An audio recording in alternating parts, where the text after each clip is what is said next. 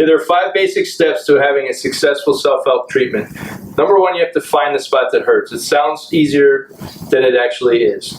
Once you find the spot, you have to relax into the spot. You relax into the spot by actually breathing into the spot. You wait for that spot to release, which is an edge. You'll feel the edge come off the painful area. And then you repeat the process. You could repeat the process 50 or 100 times in a particular session.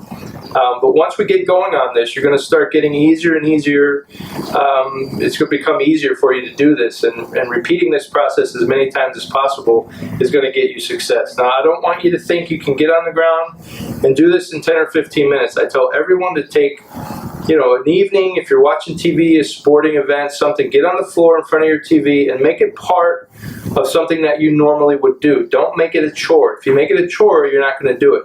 And most of the things that we have to do for our self-help, we need to do almost on a daily basis. So once we get into this, I wish you luck.